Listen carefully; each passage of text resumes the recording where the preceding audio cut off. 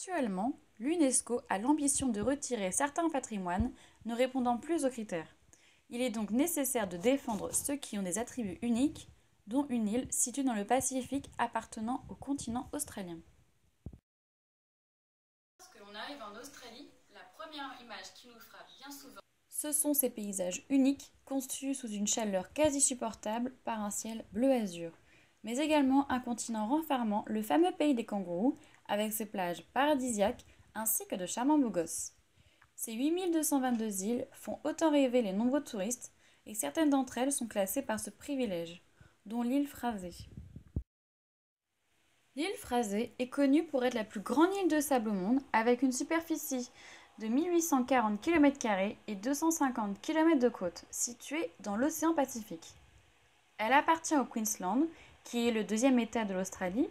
Elle fait partie du parc national Great Sandy et depuis 1992, elle est classée patrimoine naturel par l'UNESCO, c'est-à-dire classée pour ses sites naturels qui ont une valeur universelle exceptionnelle du point de vue de la science, de la conservation ou de la beauté naturelle. Concernant son plan de gestion, l'île fait partie du plan de gestion de la Great Sandy Region.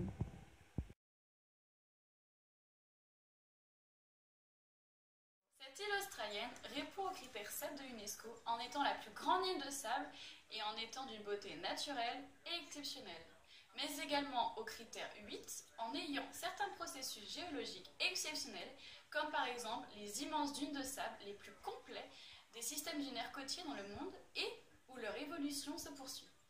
Et enfin au critère 9 en ayant des processus biologiques remarquables en milieu sableux comme les nombreuses forêts pluviales pouvant atteindre 50 mètres de haut sur les systèmes dunaires.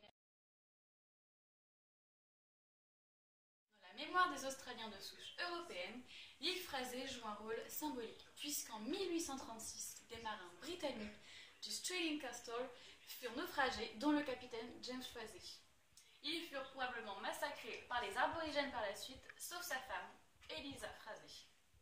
Plus tard, les colons britanniques firent de l'île un marché d'échanges commerciaux par le bois, qui avait infiniment plus de valeur.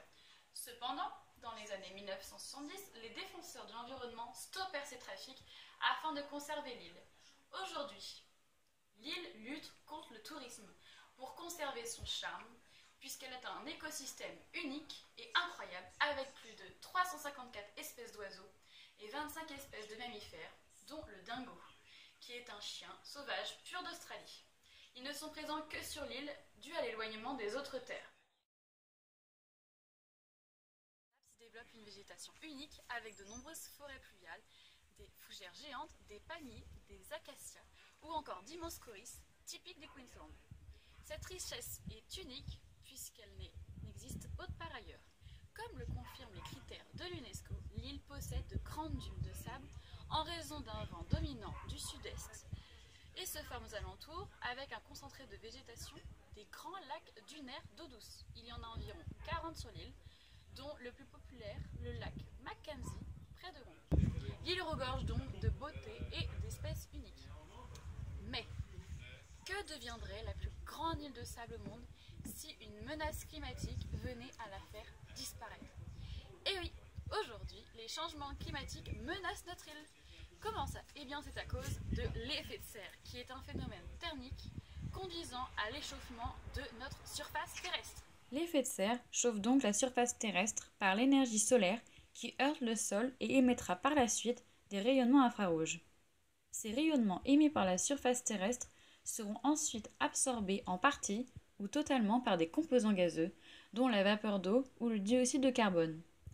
Plus il y a de ces molécules dans l'atmosphère, plus on ralentit le départ des infrarouges, plus on garde de chaleur, augmentant alors la température moyenne de la Terre. Quelques décennies ou depuis l'ère industrielle, le réchauffement climatique a augmenté à un rythme affolant d'un dixième de degré par décennie, c'est-à-dire le gain d'1 degré en un siècle, faisant alors fondre les glaciers et donc augmenter en un siècle de 20 cm le niveau des océans.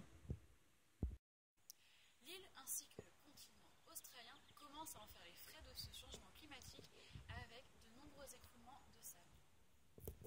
Ce phénomène est dû aux courants sous-marins de plus en plus présents et plus forts à cause du réchauffement ou de fortes pluies qui s'écoule à travers le sol et les sédiments jusqu'aux roches solubles telles que le calcaire, le gypse ou le gris.